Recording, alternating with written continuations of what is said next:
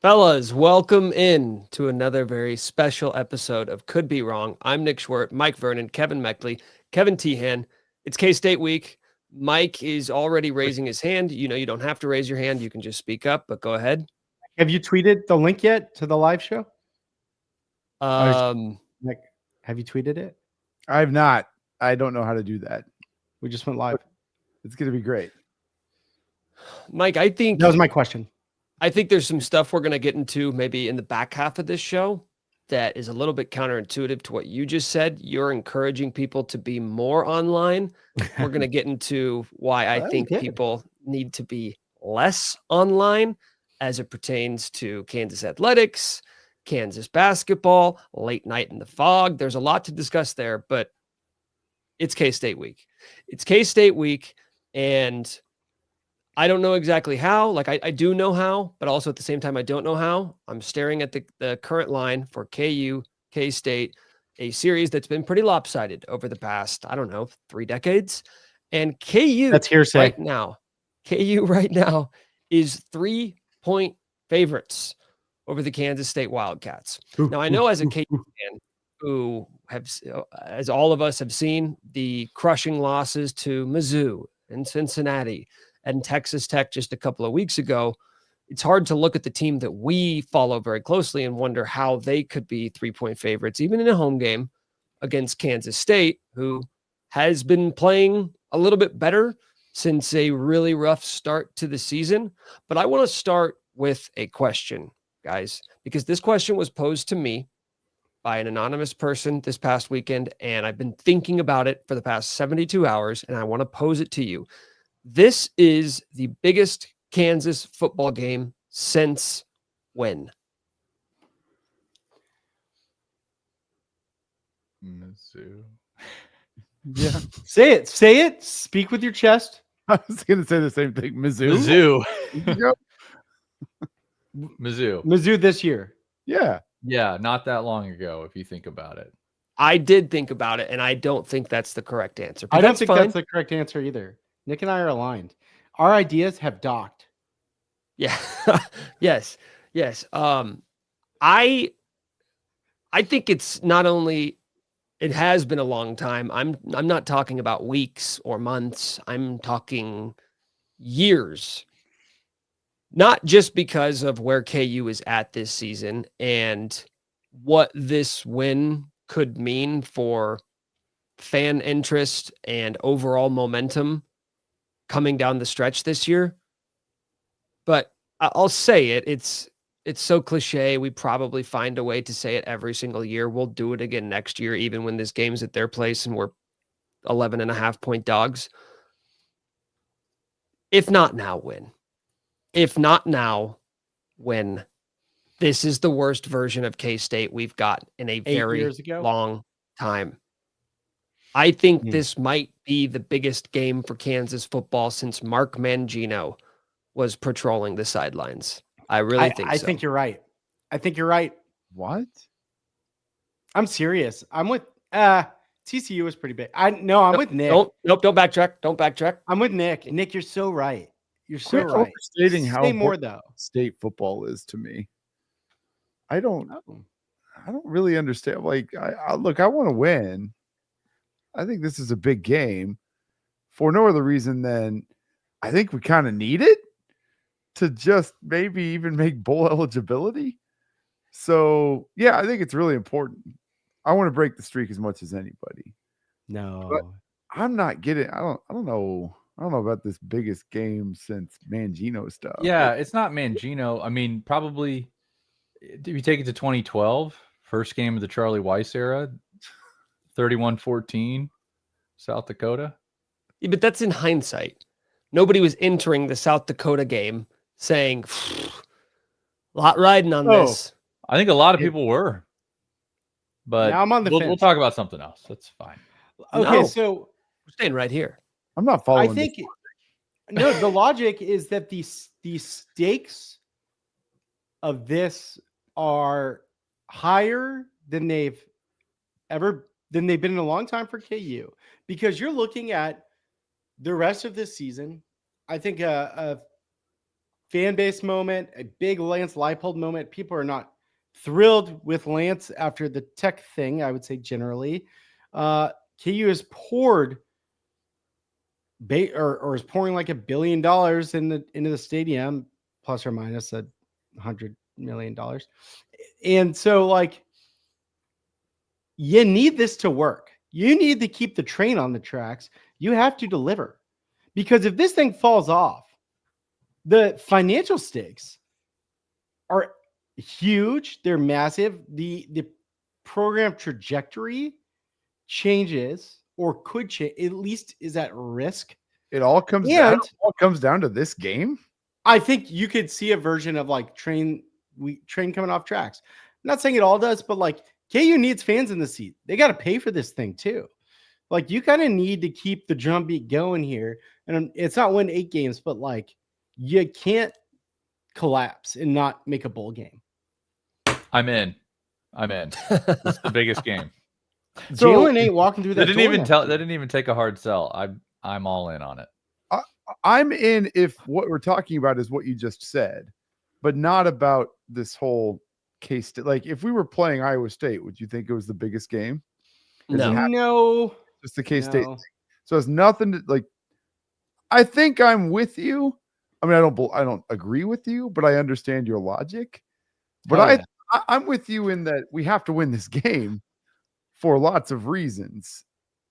The most important to me of which, I really want them to make it to a bowl game this season when expectations were as high as they were. And I don't know that we get there if we lose this game. It is not. Right. I think I agree, Mech, but I think you can take that a step further, because I truly believe this game is the linchpin for how the rest of the season is going to go. And we've seen it a million times. And specifically because it's K-State, you're coming off a bye week, an embarrassing loss on and off the field. You come back, you are favorites at your place versus a bit of a downtrodden K-State team this year who has beaten you 16 years in a row. And the idea of coming back in a year where you feel like you have as good a chance to win as you possibly could, I feel like this is the time you have to do it. You get momentum going through the rest of the season. Like, to me, this is the difference between 7-5 and 5-7, like you just kind of alluded to. And the implications of that, a 5-7 year, when you brought back Jalen Daniels, when you felt pretty confident at the beginning of the season, it's going to feel like more of the same. And I think the attrition of losing this game again, it does begin to pile up in terms of like, we're just never really going to be a consistent football program if we can't get one measly win against our biggest year-to-year rival. The implication. Yes. It's the implication. I agree. I'm like, there's just two clear paths, and one keeps the thing going and one opens up like some bad possibilities. So I think it's massive. No pressure though. No pressure. You know, Robert Lindgren commented, like, I can't take another year of my K-State friends bragging. And I believe Robert is a local, or perhaps in Western Kansas. And I actually think Lance should channel this.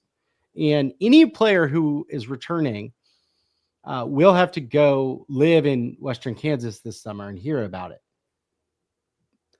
I think that's something we should be doing. I have something there, but I need to now examine something you said a minute ago, Mike, and then I'm now looking at your little subtitle on the screen. I just want to be clear. Kansas State has won 16 years in a row, and you seem to be implying that the streak's only at 14. I just want to make sure your math is correct, because I think every little bit matters. It has been 16 years since KU has beaten K-State.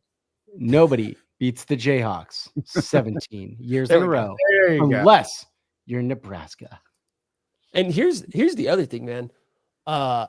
These last 2 games have been decided by 6 points. It was a 4-point loss and a 2-point loss. But the thing is, it's like I know it feels like we're getting closer. There is no getting closer. You either do it or you don't. And the last 2 years, as close as it's felt like KU's been, haven't got it done. So I asked the question again, if not now, when?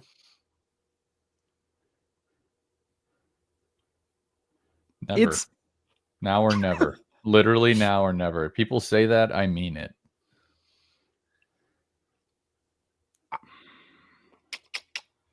I think Nick? it will be interesting to see what the juice is in the stadium for this game.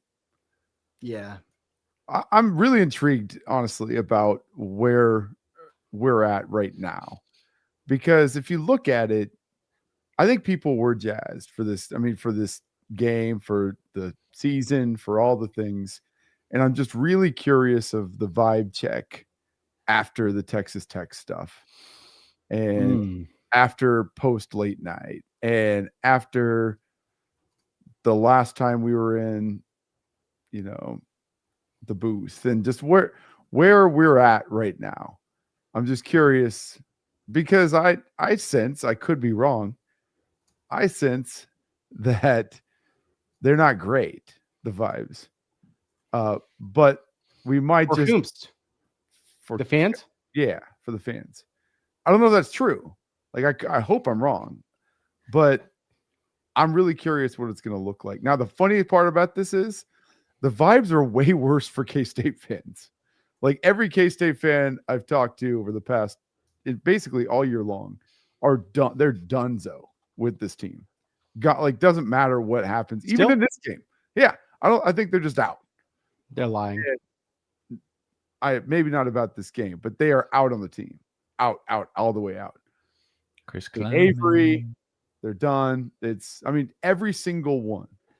And so, again, if not now, win. I get that because we're literally getting the worst version of this.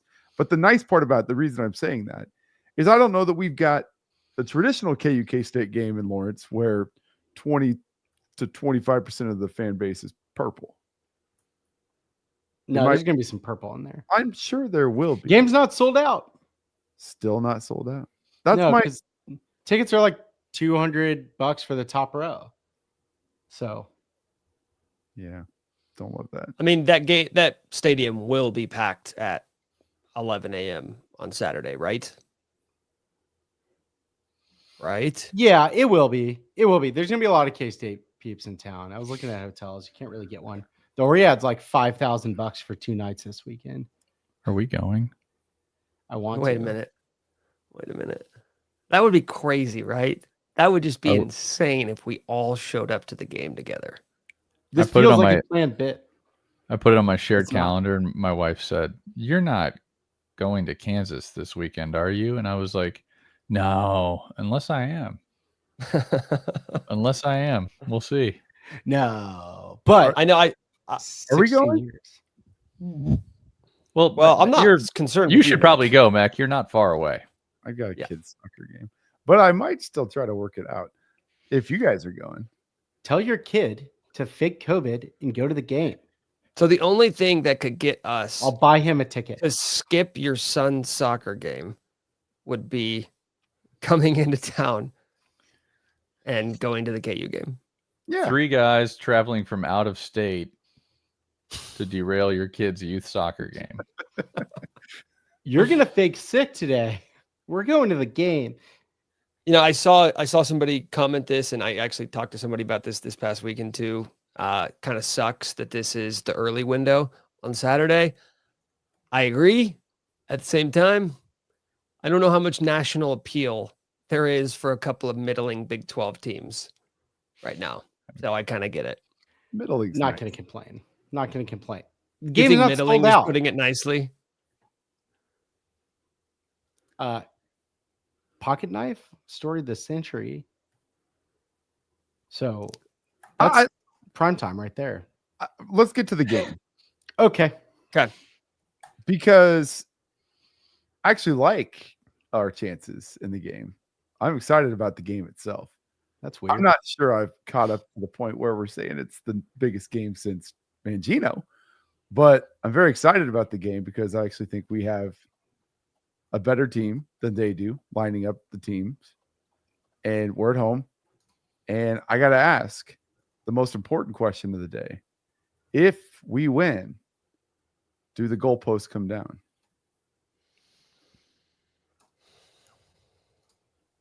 Afraid so. Afraid so. Okay. If the goalposts come down, I truly wonder if Lance is just like, I'm done. I'm done with this. That's it. That's the final straw. Yeah, he's just like, we win the Sits game. down on the grass. I'm out. Fuck this. He just leaves Lays his whistle face down on the new mammoth turf, doing a face down snow angel. Yeah, I mean, I do too. They will come down. If you beat K-State for the first time since some of these kids were like 3 years old, yeah. I'm giving the permission structure to bring them down. But where do you take them? Well, how did we get out with the goalposts? Is there Maybe they just do a lap. They just do a quick lap around the stadium and put them back. Or I want to see a drone shot with like a time lapse of them like going to different exits and backing up and just continuing to try to find a way out. And they just never get out. It's just ants in a maze. you could take it over the top and throw it over. Ooh. Okay, then I'm No, I was I'm going to gonna- suggest that. People I'm will going to die. issue a statement and a request to Biggest Kansas. game since Mangino, Kevin. It's okay. It's Sorry. literally, it's Lance. They're all trying to shove it over, and he's standing there trying to push it back into the stadium. I'm issuing a request to Kansas Athletics. If you can kind of see the writing on the wall, if things are going well, and there's at least the chance of a KU win at some point in the second half, you need to do whatever you need to do to give them an exit point from the stadium. Like, allow this, not only allow it to happen, facilitate it. Facilitate Mr. it. Goff, Because this is tear you down this you wall. want fan interest. I know that there's this huge section of sports fans who love to legislate college students storming the field. I've always been of the belief that college students are going to do what college students want to do. And I'm not really interested in telling a bunch of 18 to 22-year-old kids how they should celebrate. If they're in the stadium and they're fired up, have at it. For the first time in 16 years, you beat your in-state rival. Do whatever you want to do. You want to take the football post down, take them down. I have a They plan. have anti-tear down technology. I have a plan. We're going to talk about, athletic department later, tortillas, etc. What would reinvent the image of the athletic department better than Travis Goff in the cockpit of an excavator ripping down a section of stadium so the kids can throw the goalposts in the lake? He's got the That hard would hat. be the coolest thing. KU Athletic. Oh, it'd be He's just- so fucking cool. He's just operating that bad boy. I got the hang of it. Tens of millions of dollars of damage instantly. Get behind me. Oh, wait. He's tearing This down. way? FaceTiming, That's that Wait. way. He's pointing the way to the Potter he's Lake. FaceTiming David Booth. Wait, Kevin, he's tearing YOLO. down parts of the new stadium. Yeah, just whatever's the most direct shot to get those Just things in the going lake. over it. Got So- a crane. I think I said this before, but he DM'd me about this very point. I Travis, think you DM'd him, but yes, and then no, he he DM'd responded. me back. Okay. This is the point. Yes. I said, is there a door to carry out a goalpost to throw into Potter Lake? And do you remember his response? I can find out. He winked. He did winky face. Wink emoji. Okay, so they got a plan. They got a plan. He responds to that to anything. I, We asked him if he would keep a trough, and he responded with wink emoji. wink emoji. Wait, Correct. wait. So no, then now I'm backtracking because if DMs we're are to open. assume they have a plan, then that means we're sitting here right now saying that they also plan to keep a trough. And I don't believe that to be true. Yeah, maybe they're planning. Maybe they're just going to blow the goalposts up sky high. Yeah, what's this anti-tear down technology, Mike? It's just that They blow them up. They blow them sky high. Everyone get back. Travis again with the hard hat. Yeah, no, they just installed the thing that lowers the post after games on them. This went horribly wrong at Arizona State this past weekend because they just collapsed down when a player and ref were standing right next to them. Genuinely, like, could have caused serious injury or death. It appeared from the video. So hopefully they've tested them, or maybe Travis will see the video and be like, probably shouldn't risk it. Also, here's the thing with tearing down the goalposts. Don't they cost like 50 grand? How broke do you have to be? How broke do you have to be? When's the last time the field goal post came down? The last time like I'm saying, I think you can afford for these ones to go in the lake. No, they should do it. Lance can pay for it, or he won't, but Travis can pay for it. Someone will pay for it. And we have to do another 24-hour podcast to raise funds? It's going to be us. Yeah. Put it in the budget, guys. If you're confident in this team, put it in the budget. Yeah. I mean, there's never going to be another game on the schedule where you're going to do it unless it's like Tech, number 3 team in the country in 2 years. The point was made earlier. The drop off from the renovated side to the field is much steeper than the student section side. So when this thing is done, they may not be able to easily storm the field, if at all, because of the drop off, I guess. Figured that's clear. Is it dangerous? This might be the last chance for a rockin' field storm. And you know what? If it goes poorly and you don't have any chances left, you might do it next week versus Oklahoma State.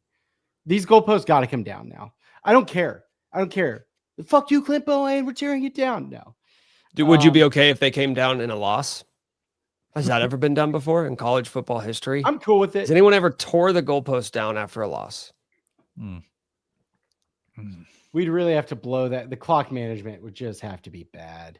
Lance is just screaming at Bryson in a ref uniform. We were so ahead of the game on this, by the way. We are thought leaders. The last time we took them down was against Oklahoma in 23. It makes sense. Jason Bean crying. Yep. And then before that, Texas. Every game in the mid 2000s that we won, they came down. Every single game. K-State tore down the goalposts at Memorial, says Justin. I don't know, but checks out. KU students tore them down after the Royals won the World Series. And Jim Marchioni put out a statement that said, I thought it was take the crown, not take down the goalpost. Pretty good play by Jim. Yeah. So, Mech, you said you actually like our chances on the game this weekend. Yeah. I do. We have the best quarterback. We're coming off a bye week. Lance off bye. It's been pretty good. I think they have more pressure. We just called it the biggest game in 20-something years. You said that. I did not say that. Yeah, I don't you looked me in the eye and said I don't think Lance is walking into the locker room and saying that. I think he's just like, God, I respect them so much. I love Chris Kleiman. I don't think they feel that. Obviously, they want to win the game. I think you line up the two teams. I like our chances. Okay. Here's my concern. The last time winning, and see if you guys can remember this. The last time I saw the Kansas football team engage in a competitive game was 2 weeks ago when Texas Tech just decided, you know what? We don't have to throw the ball ever again because they can't tackle. And as of the recording of this podcast, Kansas is giving up 211 rushing yards per game. That is 126th in the country out of 136 teams. That is the worst of any Power 4 school. I am concerned that tape may have circulated around the Kansas State football facility in the last 2 weeks, and they've thought to themselves, you know what? We got a pretty fast running quarterback. Maybe we should try this whole never pass thing against this Kansas defense. Yeah, I think you're onto something here. That's the concern. They call him soft. K-State fans call him soft. Said he can run, but he doesn't try hard. He slides before first downs. He doesn't want it. Will he want it against? Not our words. Not our words. I'm truly quoting all of my K-State friends who are all the way out on this team and remain out. Dylan Edwards will probably not play, I think was the quote.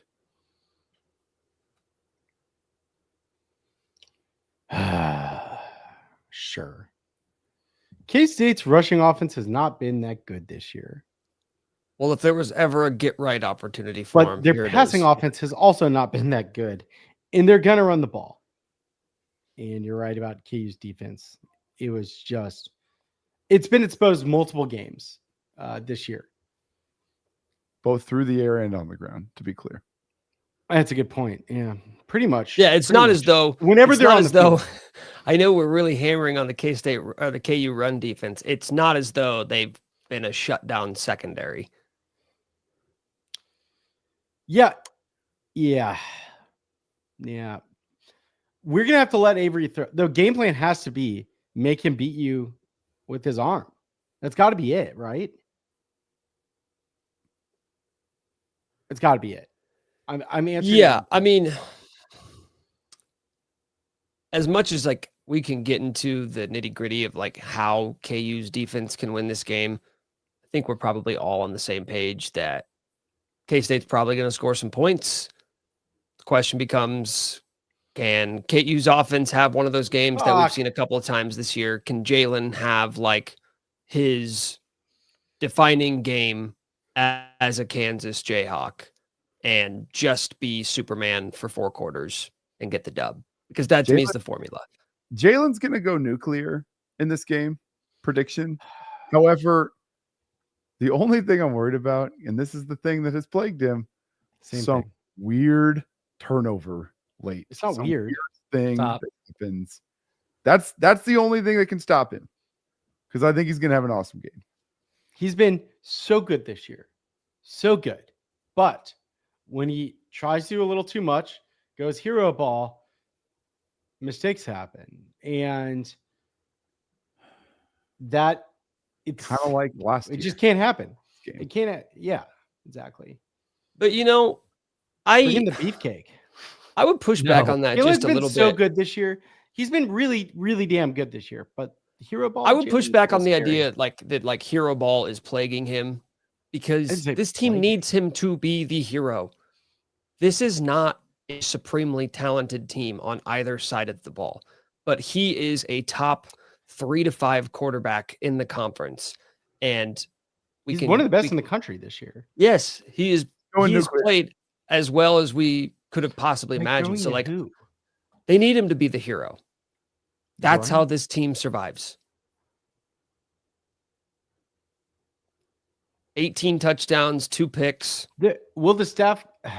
The other thing is been great. Are they going to go conservative? No. What do you think? That's the real question. Are they going to give Jalen a chance to win the game? That's if what it comes down to it. Yeah. And a moment presents itself to let your super senior quarterback go win you the game. Will they let him, or will we see what we've seen in every game up to this point? If they don't, why would you play quarterback for these guys if they don't? I was going to say, I think Jalen just ignores him. I like that. Just full on stays on the field. Headphone communication issues on the sideline. That's what he's going to do. He's going to say, groin. He's going to put the fattest, slowest guys just on go routes up the seams. You're just going to pick them apart. You're saying we need a 20-yard gain after explosive 20-yard gain. You want Jalen to go varsity blues. You want him to just go rogue. There goes my hero. That's all that's playing in my head. Maybe that's the song. Maybe that's the song. It all I don't fits. know.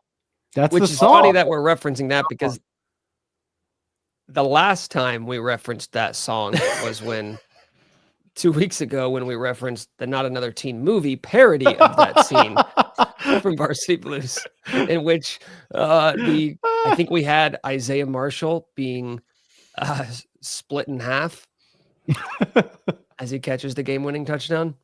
No, I think it was one of the backups to Jalen in the end zone. That's it. Regardless, listen, He dropped the knife. we're talking about the original. We're Okay. talking about the original film. It goes well for everybody except for the coach. So, Oh shit! Well, don't love that either, Yeah. frankly. okay, let's go. Let's go. Play conservative ball. I don't want to move on from the K-State game too quickly, but I do feel like there's some housekeeping for us to attend to with what we discussed last week, Knifegate in Lubbock. Oh. Yeah. I know it's kind of going away, but I still feel like there's an opportunity to kind of put a button on this because I don't want your knife. things did change. Things have. There's been more information since we last recorded. Well, first off, I think the latest piece of news is that Texas Tech has announced they are no longer throwing tortillas. So Lance Leipold, as much as we shit on him Killed the last week for his tortillas. public temper tantrum, Lance Leipold killed the tortilla tradition in Lubbock. Lance, Bring you us did it. to your stadium. You may beat the shit out of us, but we're gonna kill your tradition. Which one lasts longer? Lance, you set out this season to stop the tortilla, and you did it. Now My focus dad- on stopping the run instead of the tortillas, Lance. Maybe throw a pocket knife at a running back, perhaps. I don't know. What? Oh God. What? Okay. So we got to talk about this video. We have to talk about the Oh, video yeah. that came out last week. This is after we did our podcast last Monday. But they Texas Tech put out a video, like a 2-minute video. It was filmed with the same camera that was used to shoot JFK's assassination, apparently, because this thing is like 144 pixels from 600 yards away. And I don't know what the intention was of that video or what we were supposed to glean from watching that video. I guess Texas Tech believed that that was evidence that KU actually dropped the knife. And I'm not here to say that like they did or didn't. All I'm here to say is that video was utterly useless. And I came away with more questions than I went into it with. Unfortunately for KU, because we had such a public temper tantrum on the field from our head coach, they weren't in a position to really like fight this battle any longer. So it was like, yes, we accept the findings of the Big 12 and we're ready to put this behind us. And I think there was even an apology baked in there. Yeah, they apologized. Because the Big 12, when they released their statement, announced they were finding Texas Tech, but also finding Kansas for, I believe the exact quote was a partially inaccurate statement regarding a pocket knife. Do I have that correctly, Mike? Yeah, I think they just said it was for inaccurate statement. They didn't say what was inaccurate. So And they never will. Yeah, they're never The going knife to come wasn't out. thrown, it was tossed.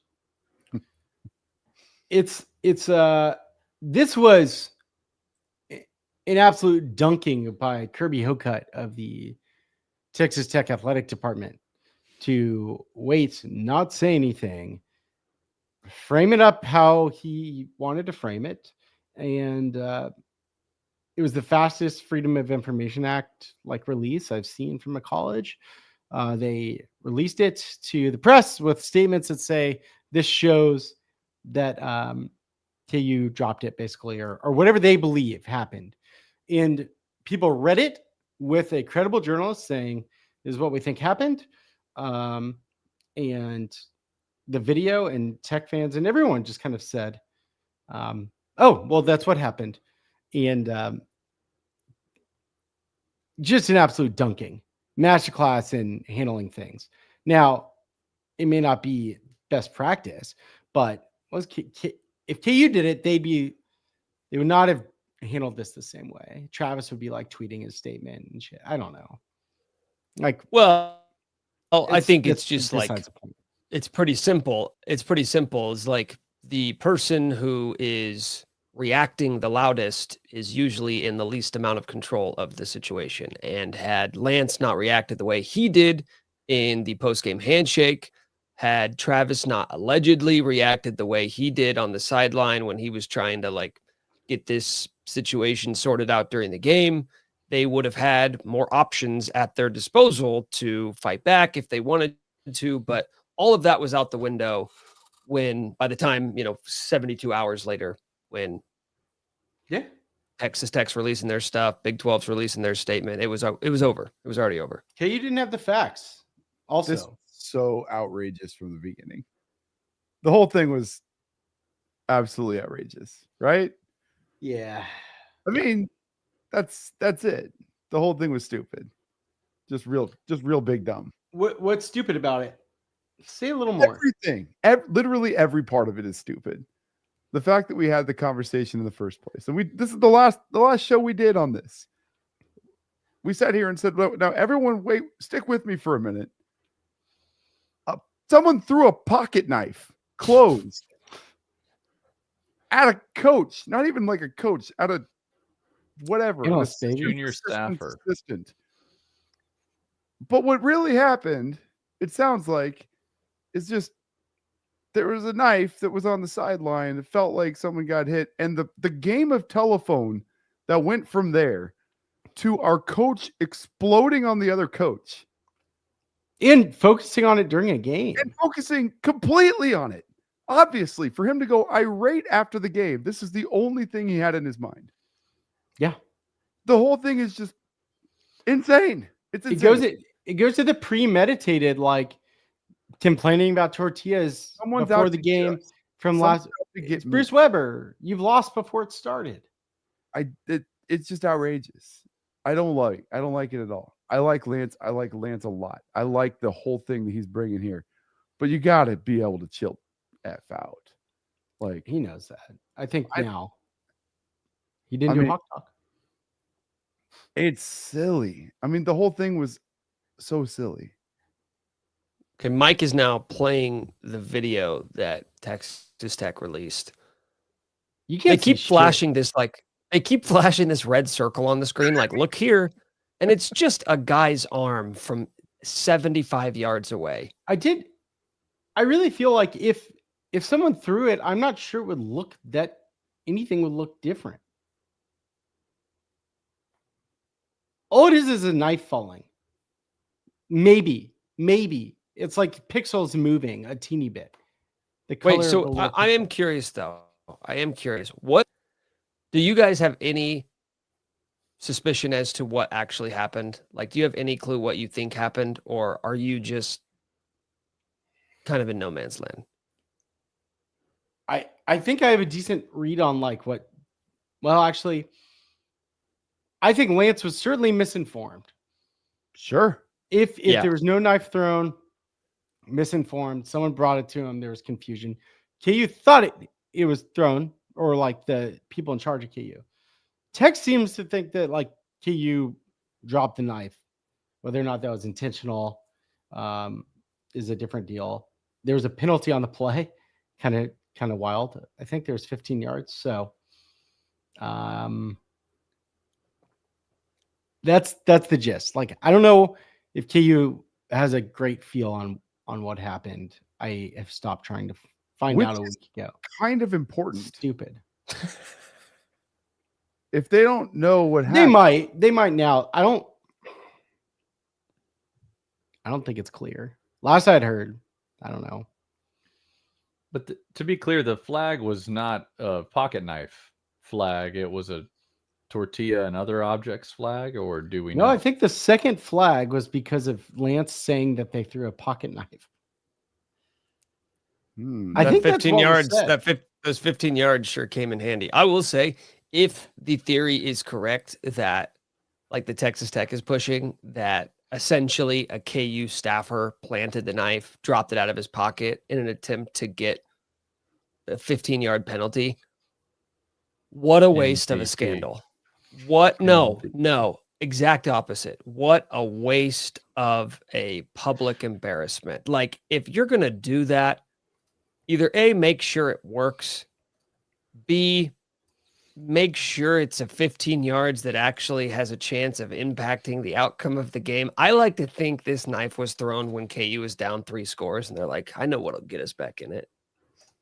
Forget So you'd the rather the see it.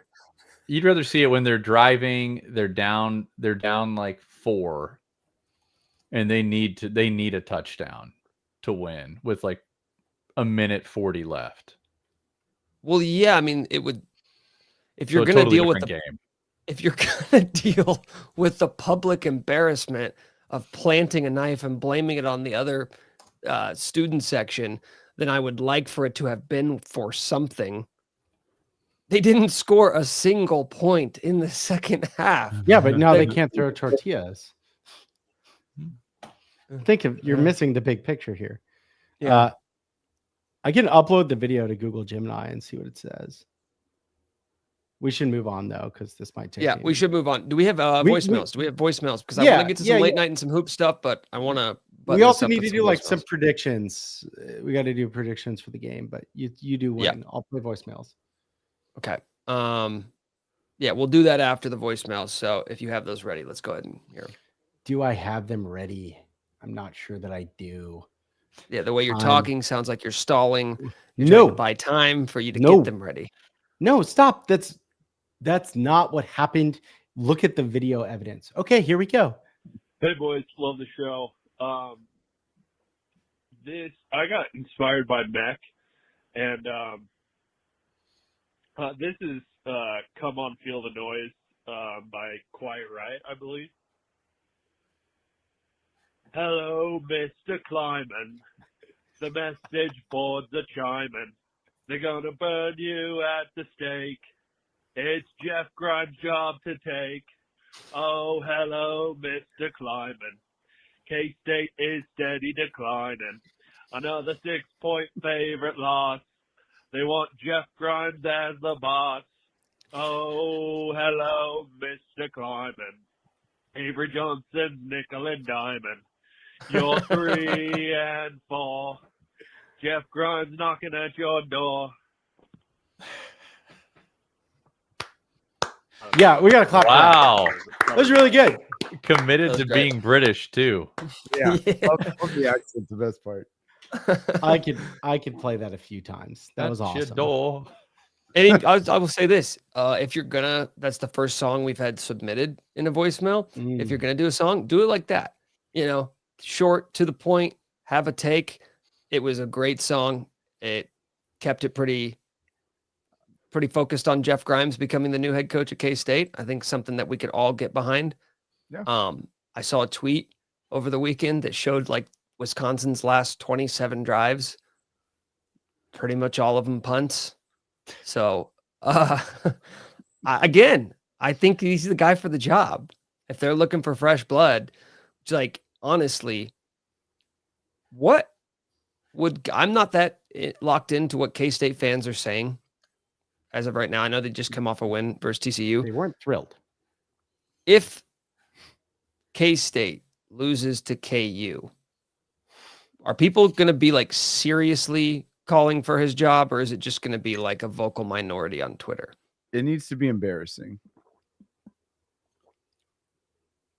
A vocal minority will be calling for it either way. But I think if it's embarrassing, it could get real. At least the seed. What margin is embarrassing? Go.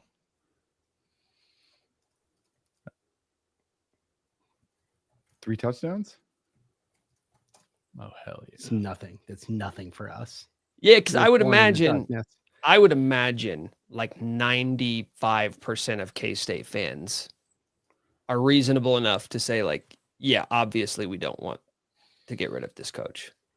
But I do remember after the Army game, there was some loud chatter. influencers saying fire Influencers. Fire. creators, the micro. I mean, these massive Manhattan, Kansas influencers saying it.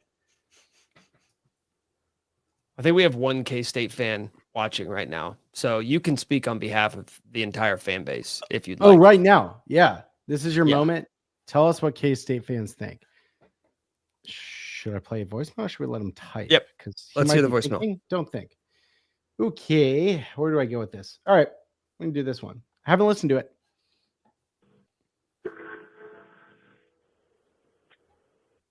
Wrong voicemail.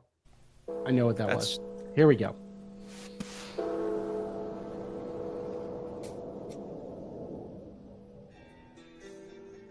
Yeah.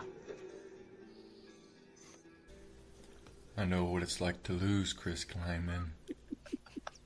To feel so desperately that we're going to win, yet to fail nonetheless. It's frightening. Turns Jayhawk legs to jelly. I ask you to what end, Chris Kleinman? Dread it, run from it. Destiny arrives all the same. And now it's here. Or should I say, Lance is here.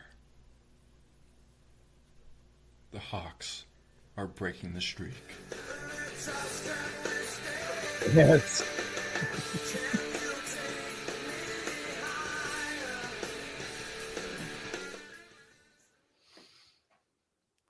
Good solid ending. Great it's production value. Yeah. Yeah. Art. Strong. 2 for That's 2. Production value is incredible here.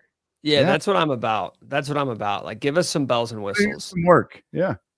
Industry professionals. This bet has been just remarkable. I'm excited for it. Okay, we got one more.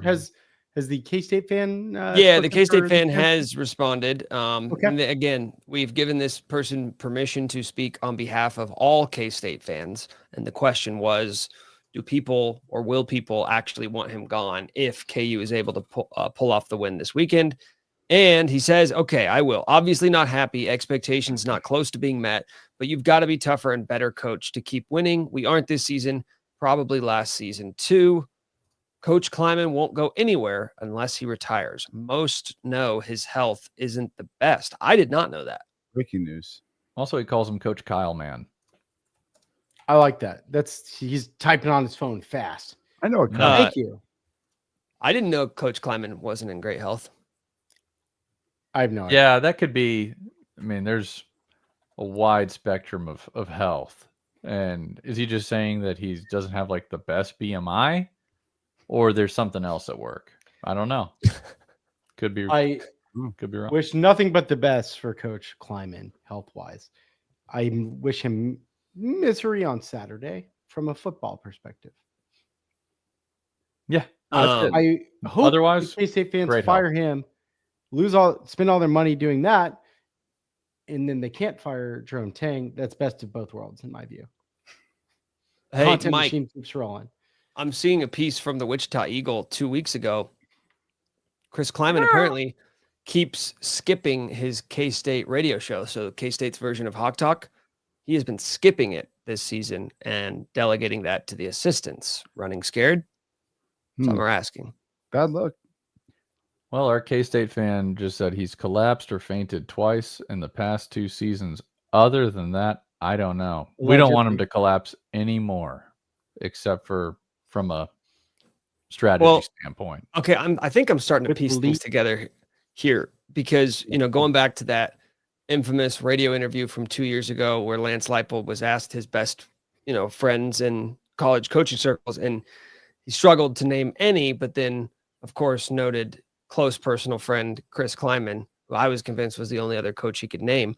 What if those two guys, who are obviously very, very tight, connected at the hip, what if they're in a group chat together being like, these fans suck.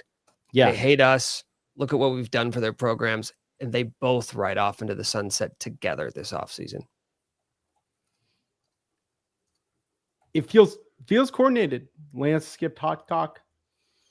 Dig into that. they've been talking about tortillas for years. They both wanna Mission be accomplished. assistants at Texas Tech. Now we can retire. We got one more voicemail. Lance, wake up, Lance. The Purples are in town, Lance. Lance, wake up, Lance, what have I told you, Lance? If you break the streak, Lance, break the streak. They won't bring up the knife anymore, Lance. Lance, they'll erect a statue of you, Lance. A manly statue, Lance, right outside, Lance, just for you. Lance, wake up, Lance. The Purples are in town. Lance! Why is Lance asleep? And why is she getting more and more I know what it is. deranged? I think it's clearly like she gets up early, she pounds the coffee like a lot. Yeah. And she's like, I'm gonna help you start your day off right. I'm gonna get you up bright and early, but I'm gonna get up earlier and drink 2 pots of coffee. Yeah. Gosh. And then she's on Twitter scrolling, reading. Yeah. Here's just what they're giving saying. him Get up, Daily giving Digest. him the skim. a manly Lance. We got a good quote. Lance has beaten Texas, beaten Oklahoma, broken the Big 12 road losing streak, and killed Texas Tech's football tradition. Now it's time to beat Kansas State. I like that.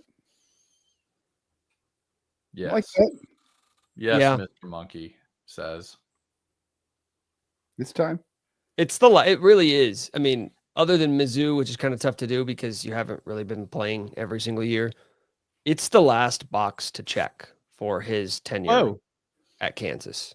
All the embarrassing streaks, all the headlines that just pushed Kansas deeper and deeper into the cellar of college football. Like, he's rectified all of them except for this one, and it's a pretty big one. Yeah, this is like the last objective to go to the next level. Beak the streak. Ooh. Jimny has responded. Oh, Here's the prompt. Analyze this video based on your 20 years of industry-leading experience of forensic video analysis. So analyze analysis. Great. Does something fall to the ground in the red circle view or the arrow view in the video? If so, does the person next to the red circle and arrows drop the object, or could the object have been thrown, or something else? Based on my analysis of the footage, here's a response. The evidence is highly consistent with an object being thrown by the individual indicated in your overlays. The evidence does not support the hypothesis that the object was dropped. Hold on. who's the? It says thrown. I don't know. Here. Great podcasting. Nope. Is the Now it's individual in your overlays Kirby haircut? well. Now it's just citing the report to me, and Thank so it says, "Okay, does the person drop the object? No. The evidence contradicts this. The object travels in a horizontal arc, not a vertical drop. Interesting trajectory. Hate it. Hate all of that. Like, Inconsistent with an object being dropped." I'm going to tweet more about this. I think that's the answer. I think that's the Yeah. answer.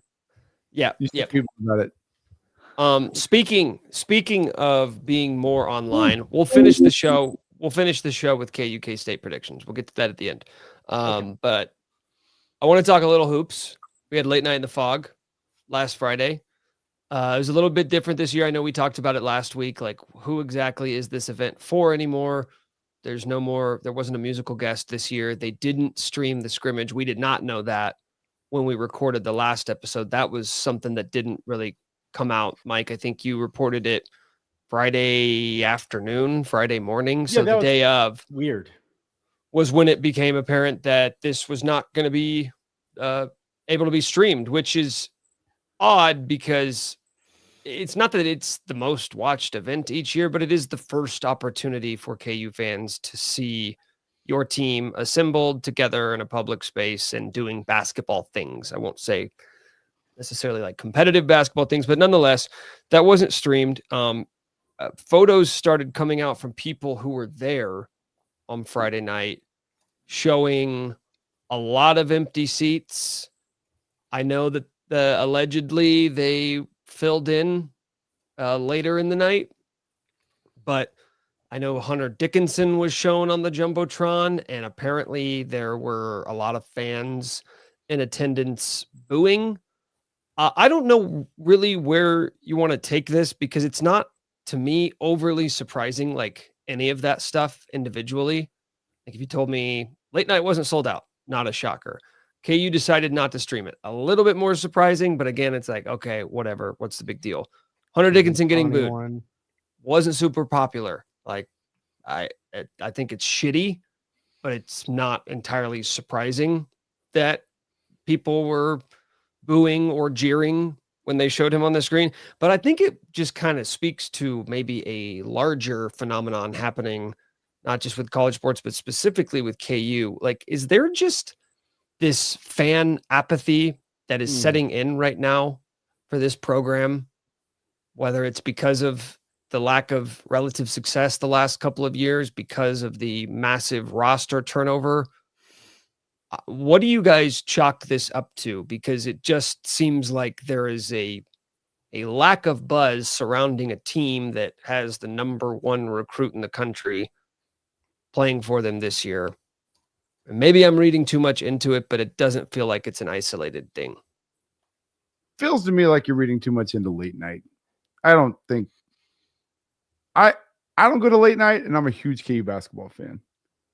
It's to your point, it's not really for me. Broad watch. Mech. I used to go. I told you the second it stopped being at midnight, you lost me. That doesn't mean I haven't gone since then. I did, but it's not the same. The point though, if there are open seats in the real games, then I think we talk. I don't think I'm going to get too riled up about open seats at late night. Now, that's it. The other stuff I didn't like, but what, the streaming, the booing? Yeah. Oh, and the other stuff. Yeah, KU is cutting back. The question is, I mean, like, we can get into, is late night dead? I don't. It's not really like that interesting. I think that KU fan apathy. I've thought about this. I've said it before. Like, Bill Self has been so consistent, so predictable. Like, I definitely think there's a little bit of. We just know, like, you just kind of know the beats and rhythms of a season, and like it's a little harder to get super juiced after the last couple of years. But they're taking off late night off streaming. It will probably would get fans back in there. I agree. If there are empty seats in the building come this season with 1,000 seats fewer capacity that they changed a few years ago, like, not great. KU's been raising ticket prices like pretty hardcore. Could that be part of it? Are some people disgruntled or disenchanted? I haven't seen enough evidence to say that, but like, I think it's something to watch for. Something I'd be curious about, but late night, probably not. Okay. Well, there were some KU fans on Twitter who were pointing things out, things that they saw at late night that they didn't like or were surprised by. I know one of those people was someone who some KU fans may know. I think he's probably been on a few of these streams. Adam Sullivan tweeted at one point, "No Dream On video, WTF," and he tagged Travis Goff. Now, apparently, they did show the Dream On like hype video later on during late night, and Travis Goff on Twitter responded to Adam Sullivan, "Hey, Adam, you've had a hell of a week on this app. Congrats. Where do you get your late night sources?" Okay. I don't know why the athletic director needs to like be tweeting at people ever. By the way, ever. It's like, engage with your fans, whatever. No, don't do it. There's literally 0.0 upside. Somebody else tweeted, Dylan Davis. He was, I think, tweeting out photos of the attendance at the field house. And Travis Goff responded to him. He said, "Hey, Dylan, so you roast the crowd and then say it was impressive once it filled in, and you got a few of your friends up in arms about Dream On. You must have left early because it was absolutely played. You've been a reliable source on this app. Hope we can get back to that." What are you doing? What? And this, I mean, I guess I'll just say it for the 16,000th time. And I'll just keep saying it until these guys understand. This is for Travis. This is for Lance. This is for anybody in the Kansas athletic department who feels the need to constantly be skimming Twitter to find out what people are saying about you.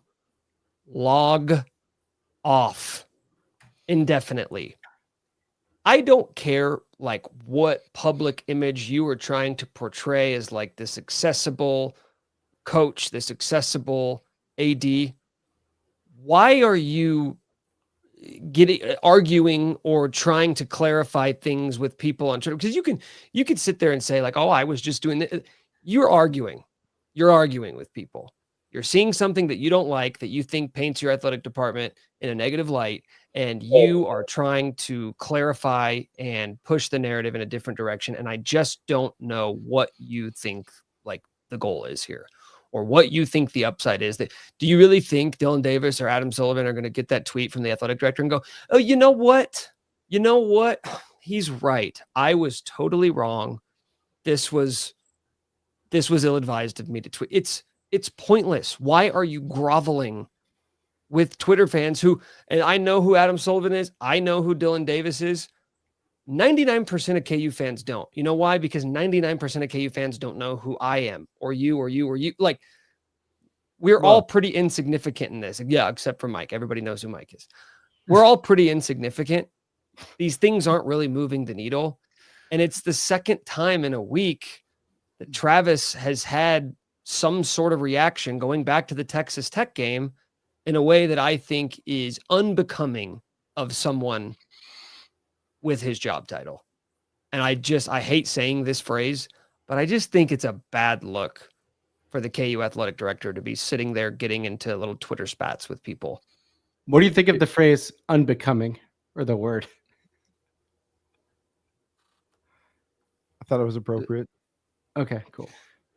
Is this just a function of, like, I don't have the data. How many 45-year-old athletic directors are there at major programs, major schools? Take that for data. I don't know. Probably. He definitely seems like one of the few. He's definitely on the young end of the curve, I would say. Is it just that you got a young guy, high T, all that testosterone, and he puts it on the internet? He puts his T on the internet. I don't know that that's really showing T to me. T is not always rational. It's actually a lot of times completely irrational and unbecoming. Oh, that's coming. Sorry, Mac, you got something. I'll go off later. I agree with everything Nick said. I think it's a terrible look. I don't know in what world. I mean, and KU's had a long-standing PR issue with the athletics department. Like, this goes back a while, like a long time. And it's usually the dumbest stuff, like the lowest of low-hanging fruit, like PR 101 stuff that you just don't like. It takes someone with any kind of, it doesn't even necessitate a degree in PR or crisis management. It just takes legitimate common sense. Common sense. Yeah. It's just to do the thing that you should do in that situation. And we've had a lot of difficulties with that over the years. This is just another one. Guys, get off the freaking internet. There's just there's no good that comes of it. There's literally no good. You're going to spin yourself up, not you. Texas Tech fans love each other. You're going to spin yourself up over stupid stuff that you're going to be like, and by the way, they're fans. Like if you're calling out like credentialed media for doing a report on like that's one thing. Yep. But if you're calling out fans who, by the way, like, and I don't know these guys personally, but they paid money to go to late night and they're taking a picture, they can do whatever they want. Yep. They could send a picture of the crowd. They could do, I mean, who gives a crap? Yep. Like, and that's I don't know what is in their heads. Obviously, and it's defensiveness. Like what it comes down to is they are being defensive about a thing that's obviously you got under their skin up. And you don't know that. Like the fans don't know what's going on in the athletics department. Maybe you all are having a bad day. Maybe like something just terrible happened in the athletics department this week. I don't know, but it still doesn't make sense for you to go log on and say anything to freaking anybody. It's just right. It's so, like we don't know. Like none of us know if they had to let 40 people go due to budget constraints. None of us haven't gotten know to that part yet. If they're operating at a $14 million deficit this year. We don't know that. We don't know that. How could we?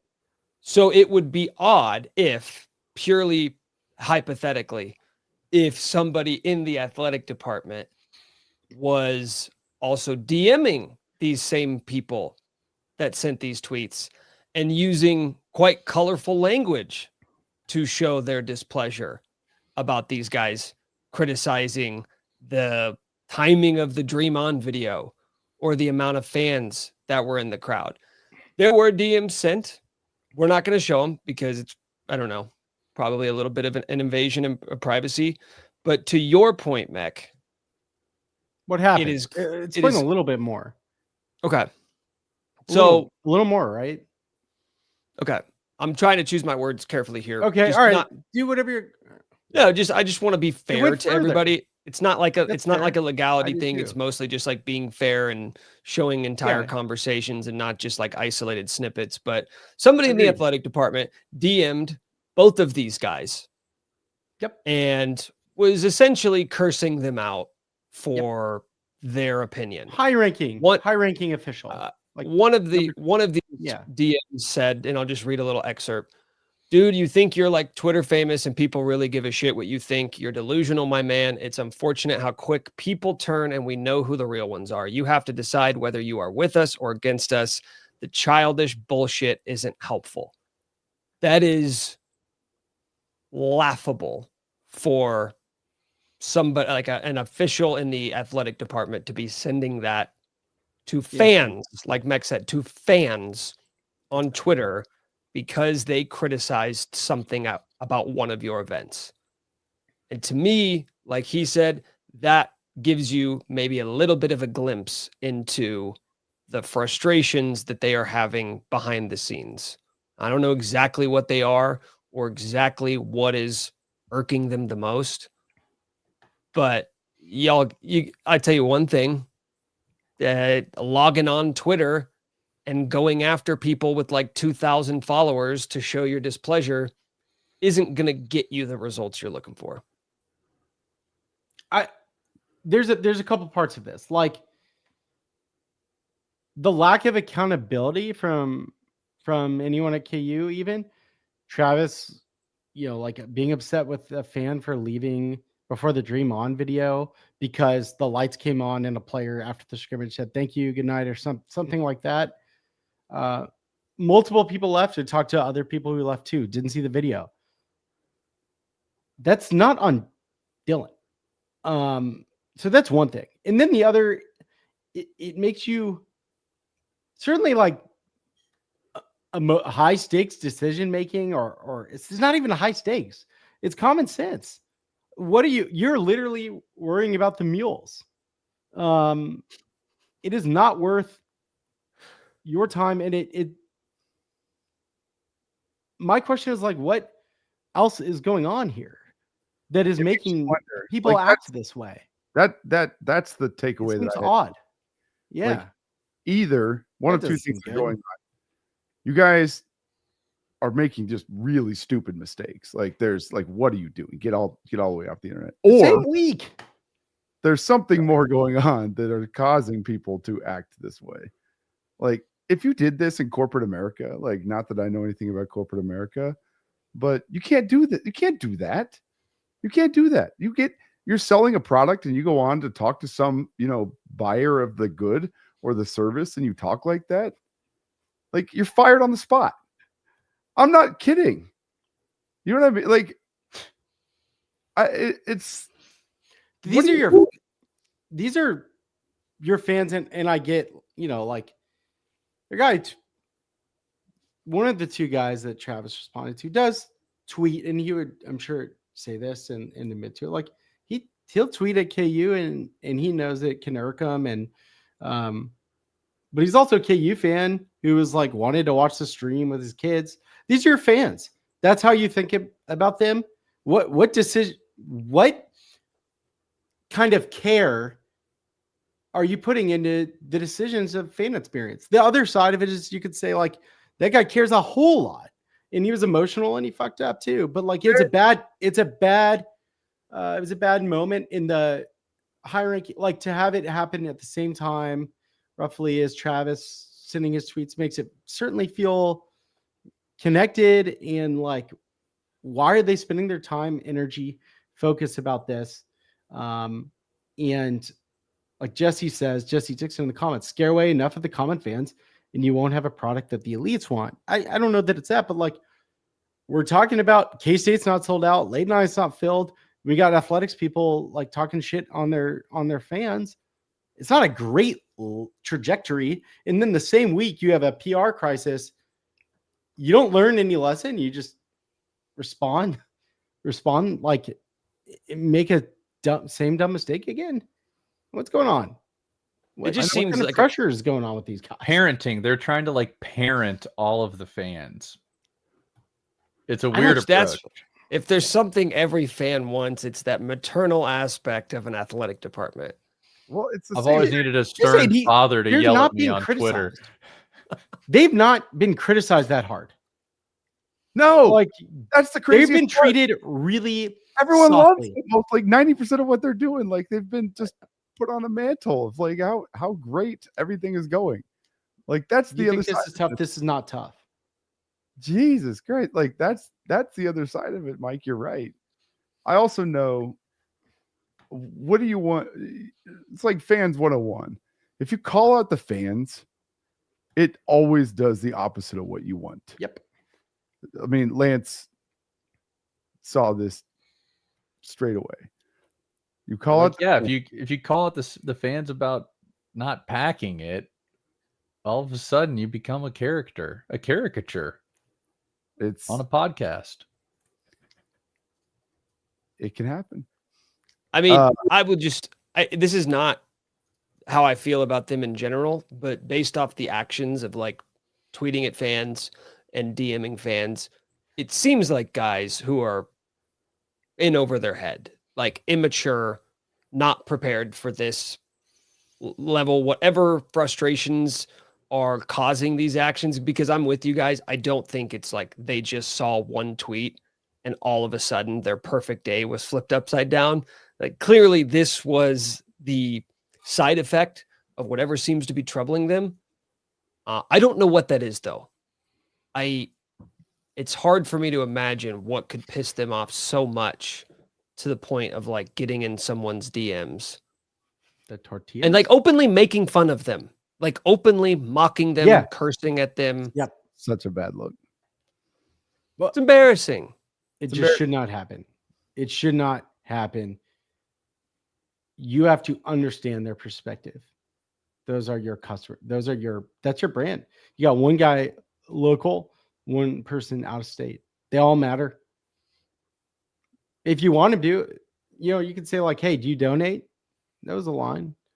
Like, well, they're definitely not gonna now. That was a line that one of these people said. That was one of the DMs. There were actually two DMs. Yeah. So yeah, do you donate?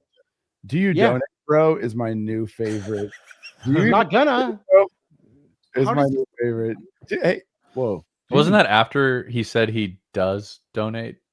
Yeah, in that exchange, it was like, I donate, I do all this stuff. And then it was like, well, do you donate to athletics?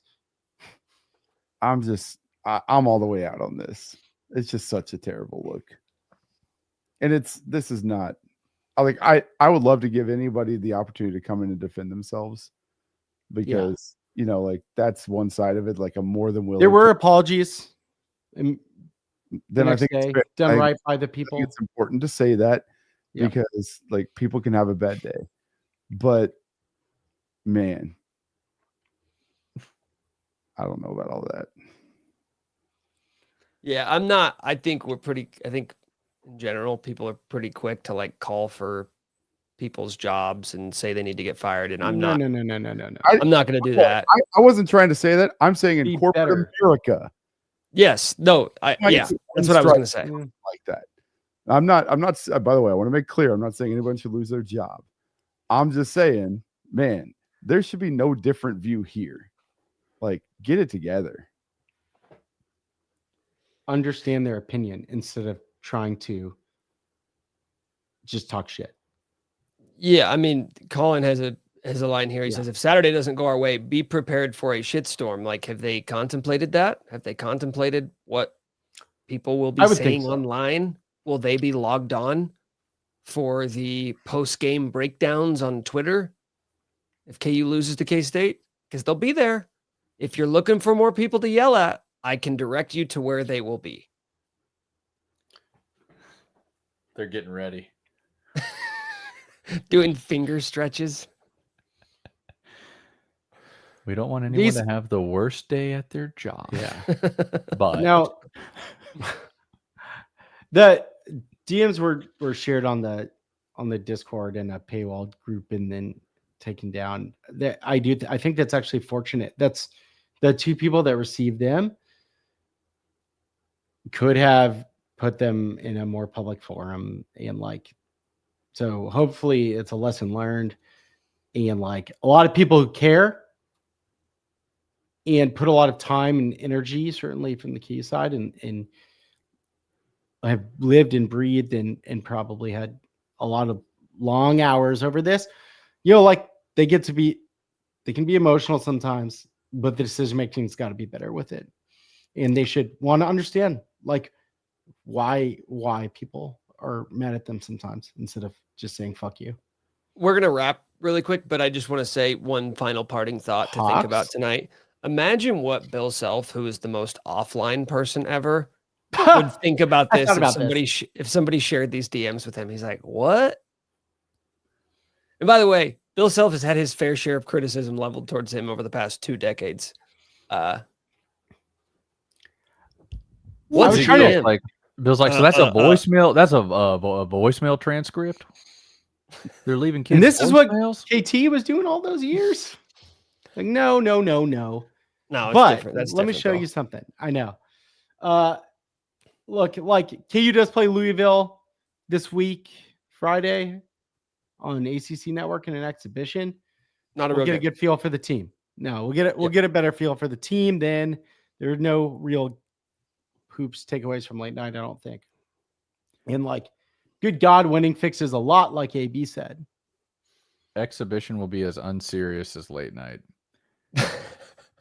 Unless we look sick. Yeah, unless we look sick, at which point it's very serious. Very serious. Okay, game predictions. KU, K-State. KU is 3-point favorites. Mike, start us off. I go first? All right. Mike had never contemplated the possibility of me asking him to go first. Let's talk more about DMs. No, okay, Kevin. 31-24 Jayhawks. The goalposts get thrown overboard into the water. Travis is riding them off, riding the goalposts out of the stadium. He's saying, come on, you're coming with me. We're good now. Lance says, that's my AD. And it's a celebration in Lawrence. The streak is broken. Nobody beats the Jayhawks 17 years in a row.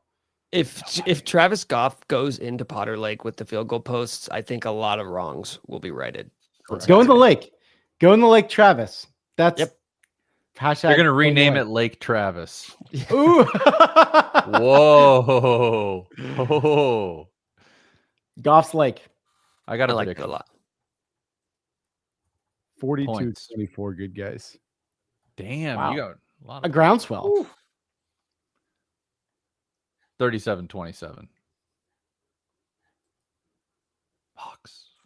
I'm going 34-26. Hawks. Okay. I'm going to bet the I over. hate the on- clean sweep. I hate the clean sweep by the boys. We don't No know. dissenting voices. Oh, I know. Actually, what we Yes. say, actually on this program, Kevin, what we say is we could be wrong. Could be wrong. That ain't no guess. Oh yeah, you're right. That's what not it's gonna called be. We don't know. You're Yeah. right. And speaking of could be wrong, that's it for this episode. It could be wrong. For Mike, Kevin, I'm Nick. Subscribe, rate, Lost review Lake. wherever you get your podcasts. Hashtag Lake Travis. We'll see y'all next week.